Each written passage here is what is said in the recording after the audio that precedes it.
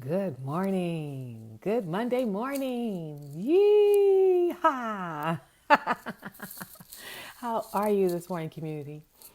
Good morning, good morning to the West Coast. Hey, Kat. And good afternoon. Yes, it kills me. Good afternoon on the East Coast. You guys are already ahead of us and having lunch. Go ahead, take that breath. Get into gratitude, beyond gratitude. Get into appreciation that you can do that. Something. I got a whole big old neck right there. Wow, interesting. Because that's the gift. That's the gift we have every day. I know we're wondering about mortgages and people are wondering about where they're going to live, and we're concerned about our kids going to school, and we're concerned about the virus, we're concerned about the vaccine, we're concerned about the election.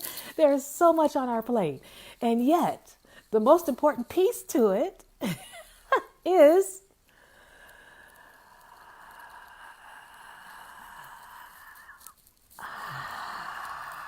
that we can take full breaths. I mean, that's the biggest thing they show us on TV is the difficulty in breathing. I'm Janine Macklin, transformational speaker, your wealth guide and catalyst, and I just wanted to hop in because I'm continuing on this journey with you to say good morning, good Monday, and what's your mindset? I concluded a forever challenge. It was a 5-day challenge, and then after that, I offered a 2-day workshop for women to work with me in creating their wealth plans, and we just finished that this weekend. So amazing, so empowering, and wonderful. Because most of us don't think about wealth plans. We don't think about plans, period. You have your health plan. You have maybe an insurance plan. You have your medical plans. You have dentists. But you never think about writing a plan for the life that you want to live. Actually map out the life you want, the things you have to do to get there, the steps, the mindset you have to think to get there, and then go about it. So it was really wonderful. 4 women joined me, and the price was wonderful because it was made so that everyone could be a part of it. So then today, when I got up, I was like, wow, there is so much. And now the election is really going to be moving to the forefront because we are now at July, basically, let's say August. By the end of the weekend, we'll be in August. So we got August, September, October, November. So while we're celebrating my birthday, we'll be going to the polls because it's on November 3rd. My first thing is to say, please make sure you register. I don't care if you registered to walk in, if you register by mail, do that now before anything tricky gets done and all of a sudden, we can't do this, we can't do that. Make sure you have a way to vote. Don't look at John Lewis and be sad and look at everyone else and be sad and the protests in Portland and Chicago and everywhere and be upset. No, back all that up with taking a vote. Back all that up by being willing to vote. Somewhere, somehow, I'm not going to be standing in line. I sent in my vote to vote by mail for the first time. And then Kat, who's actually on here, told me even if I voted by mail, I could still walk it in if I wanted to. I'm more concerned about the long lines and people not being able to vote because you're in those long, long lines. So if I take myself out of the line, that'll free it up for those of you who are going to stand. I normally stand every year. I love it. I take my son. I've been taking him since he was 7 or 8 years old and can reach the lever and they wouldn't know that I was letting him vote. I probably shouldn't say that here. But this go round, I'm not concerned about that. This go round, I'm concerned about casting the vote. I'm not even happy about the election. I'm sorry. I'm not even happy about who we get to choose. But obviously, we need to make some choices. It's the lesser of 2 evils as far as I'm concerned. We really need something progressive. We really need some new ideas. They're both older people. We really just need some new infusion. But we have what we have. Because the more I understand America, the more I understand the indoctrination that we've all gone through, listening to the stories of America's history, ignoring the history of everyone else. We've all been indoctrinated a particular kind of way. So to begin to talk about pulling apart this system they created so much on the backs of other people is just overwhelming. So we'll just get in line if we can for voting. But in the meantime, I'm just going to vote by mail. That's just me. So one of the things that came up in the workshop over the weekend, and I pulled this out, this was one of my first books. You see that? Faith the Size of a Mustard Seed. What I want you to see, though, is the seed. Do you see how small that seed is? So often we're taught about having faith the size of a mustard seed.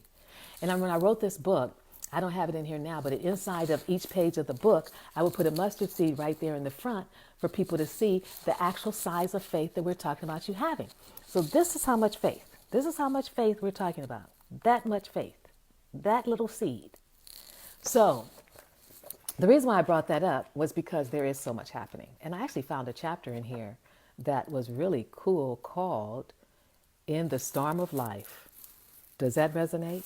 The affirmation, I put affirmations on each chapter, says, I am willing, here we go, to stretch and grow beyond self-imposed limits. And if we're not stretching and growing, I don't know what we're doing. Can you feel like you're not stretching? Do you feel like you're being stretched in one direction and pulled in another direction? And, so this is I just want to read some of it to you. It says, in living life, we are often confronted with situations or issues that test our faith, the storms of life. And this is truly a storm. Oh, yeah, let me add the weather too, right? Hurricanes are hitting Hawaii. I think Texas got hit. I mean, these are storms, literal storms, as well as internal storms that are happening in our heart and in our spirit and with each other. They make us wonder if we have faith, and if so, where is it? So where is your faith right now as we go through all these different experiences and circumstances? And I know it can feel like a whirlwind this is what I want to do, that you're going around like this, that life is like this, and you're trying to hold on, but I want you to stop. Anchor yourself in your faith. Now, that's always been fairly easy for me. I got to find my little slipper, because I always knew there was something bigger than me. I always knew there was something bigger than me that was keeping the sky up there above my head, that was keeping the sun in the sky, that was keeping the oceans from just overtaking the whole entire planet. So I always knew there was something bigger. I didn't need a church to tell me the name. I just came up with that on my own. But how do you have faith in something? Because it's unseen. That was the whole thing about faith. Faith is unseen. It's something you hold true until you see the reality of it. Okay, so this says, our storms don't look the same on the surface. The IRS, whom you have ignored and hoped would go away, has garnished your paycheck. The paycheck that you had planned to use to pay the rent. Or you're in the midst of a storm. Well, you're in the midst of a storm. You're in a 6-year marriage and you are unhappy. When you really begin to look at your marriage, you realize you married to get away from home and your partner did the same. You ran to each other and now you want to run away from each other. Wow. And I wrote this in 1999. COVID is driving some people crazy, right? That's okay. You still love each other. You're just getting used to each other again. We ran to each other and now you want to run from each other. Your life is comfortable because you basically go your separate ways. One of you sleeps in the other bedroom occasionally and every conversation seems to end in an argument. Being together has become more difficult than being alone. You wonder about a divorce. You're in the midst of a storm. Maybe it's the struggle with the habitual habit of eating to ease your unhappiness and loneliness. Gradually, you have bought larger sizes. You know you need to stop. You've been here before and you know you have to do something different before it's too late. You're in the midst of a storm. You've worked hard to get where you are in your company. You dreamed of the day you would be recognized and receive all the accolades as well as titles you feel you deserve.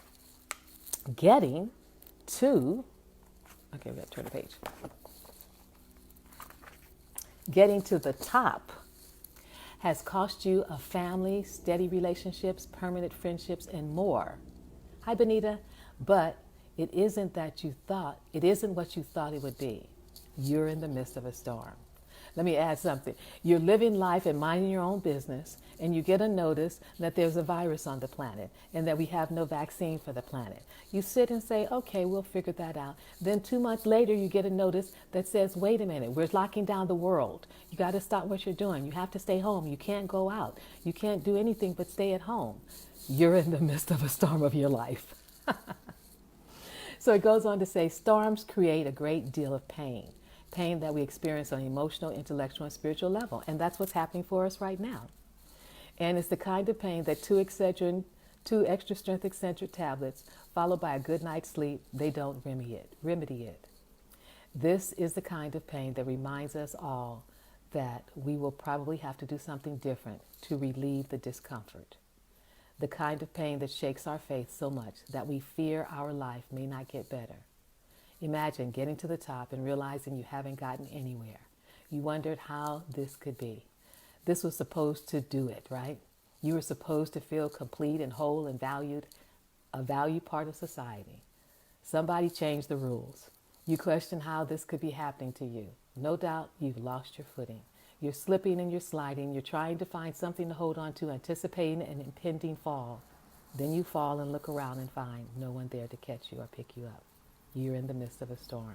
But our storms are our opportunity to grow. Our storms are our opportunity to take our mustard seed faith and plant it within our hearts, just like we would a well-rooted plant. And just like with plants, we have to nurture it. We have to nurture our faith. We have to spend time with our faith. We have to acknowledge that we have faith. If it's just the size of a mustard seed, it's more than enough faith.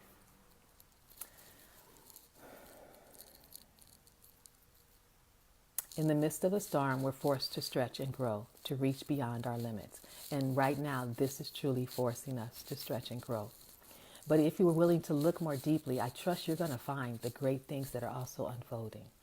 The storm clouds in our lives seem dark, so dark that we can't see through them. We're forced to trust our intuitive knowledge, to trust the non-physical world, aka spirit, and have faith that spirit, or however you define that, will guide you and I through to the light. In the midst of the storm, nothing else will get us through but having faith, because the storm is not the object of the lesson, our faith is. So I left out some of the pages in between there, but when I wrote this book, I wrote it where it was only 1 or 2 pages for each topic. And I just wanted to remind you of your faith. The part of this, the piece of this, is that it either is going to catalyze our faith. We're going to stand on it strong. We're going to trust in spite of what we see, in what we don't see, and know that what we don't see is what's actually taking care of, creating, and a part of everything that there is. We know there's more to life than what we see. We know there's an invisible aspect to life. And this storm of the pandemic and everything that goes along with it is causing us and calling us to stand in our faith. What do you know to be true? What do you lean on? What do you turn to? Some of you are turning to prayer. Some of you are turning to meditation. Some of you are turning to silence. Some of you are turning to walking and being in nature. Well, where do you put your faith? Because if you go to church, okay, you get whatever on Sunday, then what do you have on Monday, Tuesday, Wednesday, Thursday, and Friday? And Saturday until you get back to church on Sunday. Back to church on Sunday. Where are you putting your faith? For so long, I think many of us, while we went to church and did everything, but we put the faith in the government. We figured what they were doing was okay. We were listening to them, following them, being somewhat of an overseer, but there's only so much you can oversee the way our country is set up. But now, as it seems like all of the structures that we thought were working are not working, we're very clear, they're not working. Our healthcare isn't working. Our systems aren't working. It can feel like, what do I have my faith in? I have to trust that you really didn't have your faith in the structure of America. I have to trust that you had your faith in the humanity of the world, that you had your faith maybe in that infinite presence that's beating our heart and that's breathing our breath. That maybe you had your faith in that infinite power that keeps the stars up and the sun revolving. But this is truly a time for you to tap into and get clear about, what do you have faith in? I'm real clear that there's an infinite power bigger than all of us and everything that's unfolding on this planet. I'm also clear that this planet, this country, has been through something similar, but not exactly like this. And as we've gone through those before, we will get through this again. That's what I stand in. That's my faith, is that we will get through this again. This isn't about the planet just being obliterated and everybody on the planet just being obliterated and starting over. People leave this planet when they're supposed to. I know we have those funny notions that the young people are supposed to live a long time. The older people can die because we figure they've already lived their life. We don't get to make that call. There's someone bigger and greater than us that's deciding that. And actually, from my point of view, it was decided before we came up here. It was decided before that amazing power was breathed into us and made us living humans. It was already decided when we would leave, what we would do, how we would spend our time here. So I wish everyone who's making their exit in however way they're making it, there are people still dying from cancer, have nothing to do with COVID, having heart attacks, have nothing to do with COVID, had illnesses already, it has nothing to do with COVID. But we want to lump everything in and it's like, oh my God, everybody's dying. No, everybody's leaving the planet according to the time that they were supposed to. So our focus must be on, what did we come here to do on this planet? And I want you to realize that, because this may be the time for you to do that thing that you said you wanted to do, but you didn't have the time to do it. This may have opened up for you to do something different. This time right now on the planet, where you may not be going to work, and maybe you have just enough that your bills are being taken care of, for you to be able to turn and say, what else did I really, really want to do? And to use this time to do that. If it's to write a book, if it's to create storybooks for kids, if it's to write a program, if it's to write out your will and your durable power of attorney and take care of your own personal business, what are the things that you need to be focusing on that would ultimately strengthen your faith in that power and presence that you trust on, you rely on, and you believe in? Because see, I believe there's only one power and one presence that's breathing all 7 billion breaths on this planet. Call it what you want. I'm not going to argue with you on that. And that one power is breathing all the energy for the plants, giving them their air, giving them their nourishment, giving them everything they need. And so long as the sun stays up in the sky, and long as it sets really pretty like it usually does, and long as I continue to see the flowers moving through those stages of a seed and then pushing up through the soil and then beginning to bloom and blossom, long as that process keeps happening for me, I'm going to trust in that power. Now, when that stops happening, I got a problem. Because for me, that's the power that's fueling all those things to happen. And I stay focused on that up here. Because if I stay down here, listening to the news and going on what they're saying, I would just be laid out. But long as I focus on the light, long as I focus on the love, I focus on Gaia, on God, on however you define that for yourself. And I keep looking around for the evidence that God is still showing up and making things happen on this planet, then I'm good. I know we are here for just a time as this. So stop doubting your value. Stop thinking you're not supposed to be here. Stop thinking you can't do it or it's too much. You wouldn't be here. You're here for a reason. There's some reason that you are still here on this planet doing what it is that you are doing. So trust that. Look within yourself and see what else it is that I'm supposed to be doing. What else? How else can I use this time and take advantage of this experience to show up differently in my life when you do get to work, to show up differently at work, or in your relationships with your loved ones? Because that seems to be so much of the focus. I love my mornings that I share with you, but I also share with all my neighbors who are out walking their kids and walking their dogs. And I'm proud of them, because I'm like, what time is it? My whole entire life I've been getting up early. Do you realize that? Some of us just need to sleep in. It's 9:40. Okay, I've been up since 6 o'clock. So when I see people up and they're out and they're dressed, I'm like, already? I don't know if I want to get up anymore and put clothes on that early in the morning. But you want to create your own for you and be really clear about how this time is significant to you. Not to just the world, but what were those things deep down inside of you? You have that book, Kat? It's so wonderful. She said she had this book. This is the book we were talking about. What is this time supposed to mean for you? What are you supposed to gain out of this for you?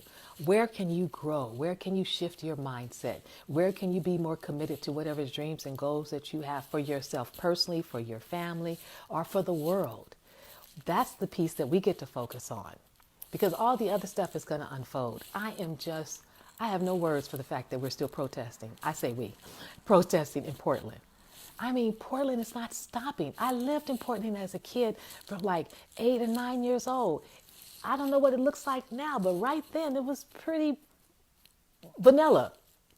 I'm like, wow. And then all the other states, Chicago, everybody, it's just like, it's clearly somebody has pulled back the curtain and said, this is the truth. Now this is what you get to live with. And people are like, well, that's not good enough anymore. We've been living with that long enough, and we want to move into a higher vibration, higher energy, higher way of interacting with each other and valuing each other, and not have this, oh, you're the best, you're the superior up here, and everybody else, the POCs down here are not any good. And you've written that into all the indoctrination and all the books. No, we don't want that anymore. So it's really a revolutionary time at this point. It really is. So if you're not out there on the streets, you can always make donations. My God, I'm getting hit with so many people I can't keep up with. I don't even read them anymore. I would really like to support maybe, Jamie Harrison, he's running with Mitch McConnell. But you have that opportunity. And then once you do that, you have the opportunity to come back and look at you and your life and go in your treasure chest of memories and thoughts and ideas. And if there was something you said you wanted to do that you haven't done and you can take the focus, then this is the time to do it.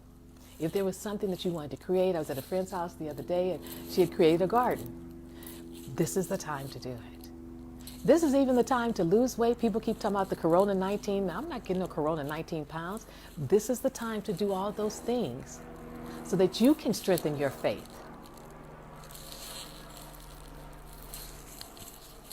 Strengthen your faith, because that's what we're standing on right now. We're standing on faith. Faith in something bigger than ourselves, bigger than what we see showing up on the planet, bigger than what the news is telling us. There's something bigger than all this stuff. And if we can raise our awareness, consciousness, and commitment to that power that's bigger and greater than all that there is, then we can shift the planet with our energy. We always have the power and the capacity to shift the planet with our energy. So I woke up excited today. I was excited about faith the size of a mustard seed. This is the time that we are shifting somewhat to focus on the election. We need everybody registered who wants to register, everybody signed up for absentee ballot if you want to, because you may not get to the polls. You may not want to stand in the lengthy lines. I was going to the polls before this, like at 7:30 in the morning, because I wanted my son to go before school. I can't imagine how we would have to line up to be at the polls early enough to get our vote in. Now, the one thing that may be good about this, though, is normally people are working. Normally, you don't have to do that thing where you get off work or the boss won't let you off work. It's possible. If we keep doing what we're doing in California and Florida and who else? There's some other states. Our numbers are too high. If they lock us down for August and September, October, November, we may not have to worry about being able to vote, because if we're not at work, then we don't have to worry about not being able to get off work. What we're going to be more concerned about is the lengthy lines to vote, because everybody will be off work and they can vote. I mean, have you thought about the significance of that? Usually there's not enough. You have to wait and go and vote at lunchtime or go and vote after 5, and then the polls are only open till 8. But baby, if we're not working, it's going to be a whole lot of us at the polls at 7 o'clock in the morning, ready to get our votes in early. So it's completely different on this planet right now. Try your best to stay in your faith. Try your best to reach for something bigger and higher. I know some of you may be struggling, because I don't hear from you. I'm just knowing that some of you may be struggling. I know some people are concerned. And I don't know if it's just California or across the board, but I think in California, the support they're giving people around rent, I guess, comes to an end, and people could be evicted, which makes no sense to me. I'm sorry, if I'm a business owner and I've got a property and a person or two can't pay their rent, I'm going to kick them out and then what? Go and recruit some more people to move in, hoping to get their first and second to make some money for myself right quick? I'm hoping that the owners will be more mindful with their tenants. And so when November comes, it may not be a matter of voting. It may be a matter that so many people can vote that there are going to be long lines. So one thing about this pandemic, it makes us stay present in the moment, because if you veer off too much or go into la-la land like we can do, or go on automatic pilot, you might miss something. So that's one thing the pandemic has done. It has taken us off automatic pilot. It has actually the second thing it's done is put control in our hands to a degree. We're controlling what we do, whether we wear a mask, what we don't do, whether we boost our immune system, whether we go out there, whether we stay home. We're in control of that. What we do when we wake up, what we do during the course of the day, if you're not teleworking or telecommuting, we're in control of that. So that's the other thing it did. The second thing that it did was put us smack dab in front of each other. So all those relationships that may have been having a difficult time, those couples who had separated or were distancing from each other, weren't talking to each other as much, you reach those little places in marriages where it's kind of bumpy. It brought all of that front and center. It really has focused us on our relationships with ourselves, our relationship with those that we say we love, and our relationship with our community. People we don't love, but these people we may know, and now we may care about a little bit more. So to some degree, there is some powerful, powerful positivity and power in what's happening with this situation on this planet right now. I was looking at Star Wars yesterday because I hadn't seen the whole series, and I thought Darth Vader was Han Solo, or was it Luke Skywalker's dad? So I finally saw that piece. Why did I bring that up? I don't know, because I just, whenever I looked at that years ago, I didn't like the fact that Darth Vader was in black and Han Solo or the Jedi seemed to be in white. I thought, look at that subtle messaging. Really? And it's like that way throughout all of America. But I've learned how they do it. I ignore it. I know that's their programming. Because now I realize America's indoctrinating all of us to a certain mindset. So it makes sense to me that people give us a hard time. They've been indoctrinated for their whole entire 30, 40, 60 years on this planet. That's all they heard was they were great, they were superior, they were better. And everybody POCs, they weren't any good and they don't matter. I get it now. I understand it. Not sure why that came up, but those are some of the things that I see happening for us as it relates to this COVID. You know, we're off automatic pilot. We have to be present in our lives. We have to think and make conscious decisions and choices, not just for ourselves, for our family, for our health, and for our neighbors, which we weren't doing that much of before. It's bringing our families closer together, which can be bumpy, but we're still committed to being together and working through it. It's giving us the opportunity for you to do all those dreams that you said you didn't have time to do because you're always working and you're always doing this for the church, and always doing this for the kids, and you had to do that for your mom and you had to do that for the husband. And that was just starters for the way we were living our life. Well, now you got a little bit of time at home to do some things different, to work on your special projects or whatever secret projects you had. So you get to find that your value is not so much connected to what you do out there for everyone else. Your value is connected to who you are and how you show up for those that you love. That's your value. It has always been your value. So step into your faith. That's all you need. And this is all the faith that you need. Faith the size of this mustard seed right here. That's it. Faith the size of a mustard seed.